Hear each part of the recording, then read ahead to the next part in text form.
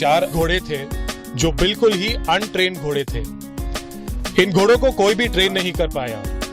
राजा ने कहा जो भी इन घोड़ों को ट्रेन कर सकेगा उन्हें एक बहुत बड़ा इनाम मिलेगा। लेकिन जैसे ही कोई भी घोड़े को हाथ लगाता, घोड़ा उसे खींचकर फेंक देता। बहुत लोगों ने कोशिश की और कई लोगों के हड्डियां भी टूट गए। एक दिन एक जवान आदमी आया और उसने कहा मैं इन घोड़ों को ट्रेन कर सकता हूँ। राजा ने उस आदमी से कहा कि बहुत लोगों ने कोशिश की है और उन्होंने अपनी हड्डियां भी तोड़वा दी है, लेकिन कोई भी अब तक सफल नहीं हुआ है उन्हें ट्रेन करने में। उस आदमी ने फिर भी कहा कि मुझे पूरा यकीन है कि मैं इन घोड़ों को ट्रेन कर सकता हूँ। उस आदमी ने कहा लेकिन मेरी एक शर्त है, इन घोड़ों को मैं अपने पास ही रखूंगा जब तक ये पूरी तरह से ट्रेन नहीं हो जाते। और राजा ने उसकी बात मान ली। हफ्ते निकल गए, महीने निकल गए और 1 साल निकल गया, लेकिन वो आदमी वापस नहीं आया। राजा ने कहा इन घोड़ों को अब भूल जाओ क्योंकि ये अब कभी वापस नहीं आएंगे। घोड़े अब तक ट्रेनर को शायद छोड़कर भाग चुके होंगे। लेकिन कुछ देर बाद उसने घोड़ों की आवाज सुनी और उसने देखा कि उसके 4 घोड़े शांति से एक ही लाइन में आगे बढ़ रहे थे उस आदमी के साथ। राजा ये देखकर बहुत खुश हुआ कि घोड़े ट्रेन हो चुके हैं और उसने उस आदमी से पूछा मुझे बताओ तुमने इन्हें ट्रेन कैसे किया और तुमने इतना टाइम क्यों लगाया। उस ट्रेनर ने कहा घोड़े सच में बहुत ही जंगली थे। जब मैं घोड़ों को ले गया मैंने उन्हें पूरी तरह से छोड़ दिया ताकि वो जो करना चाहे कर सके, और उनके साथ मैं भी वही करने लगा जो वो कर रहे थे। जब वो भागते तो मैं भी उनके साथ भागता था, जब वो सोते थे तो मैं भी उनके साथ सोता था, जब वो खाना खाते थे तो मैं भी उसी वक्त अपना खाना खाता था। इसी तरह से घोड़े सोचने लगे कि मैं उनके साथ एक 5वां घोड़ा हूँ। कुछ समय बाद मैंने घोड़ों की पीठ पर सीट रखा, लेकिन उन्हें पसंद नहीं आया और उन्होंने सीट खींचकर निकाल दिया। लेकिन लगातार कोशिश करने के बाद धीरे धीरे उन्हें सीट की आदत पड़ गई। उसके बाद मैंने उन्हें बेल्ट पहनाया, वो भी उन्हें पसंद नहीं आया और उन्होंने खींचकर निकाल दिया। लेकिन कुछ दिनों के बाद उन्हें बेल्ट की भी आदत हो गई। इसी तरह से धीरे धीरे मैं उनका दोस्त बन गया और मैं उन्हें ट्रेन कर पाया।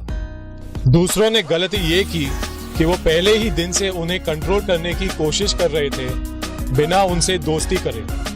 ठीक इसी तरह हमारे अंदर भी 4 अनट्रेन्ड घोड़े हैं और वो है मानस, बुद्धि, चिंता और अहंकार। और जब हमें इनमें से किसी एक को कंट्रोल करना है, हम उसी वक्त उन पर पूरी तरह से कंट्रोल करना चाहते हैं, जिसका मतलब है कि हम एक ही मिनट में खुद के मास्टर बनना चाहते हैं बिना खुद पे कोई काम किए।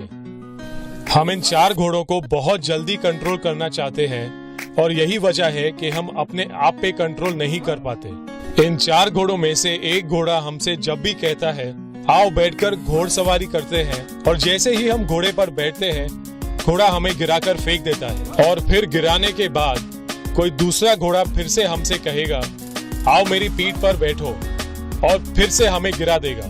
इस सब का मतलब क्या है? इसका मतलब ये है कि हमें पहले अपने मन से दोस्ती करनी पड़ेगी और वो करने के बाद ही हमारा मन हमारी बात सुनना शुरू करेगा।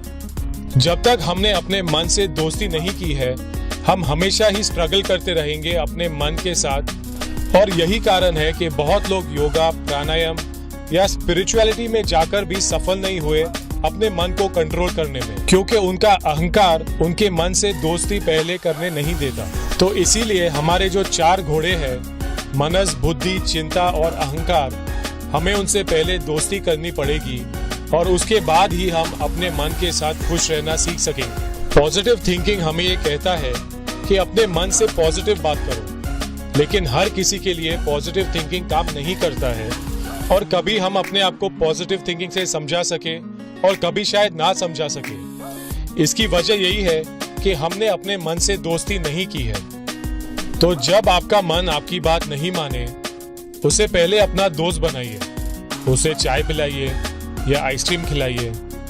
कहने का मतलब यही है कि अपने मन से एक दोस्त की तरह बात करिए और फिर आपका मन आपकी बात बेहतर समझने लगेगा। दोस्तों, मैं कोई गुरु नहीं हूँ जिसने ये स्टोरी खुद लिखी है।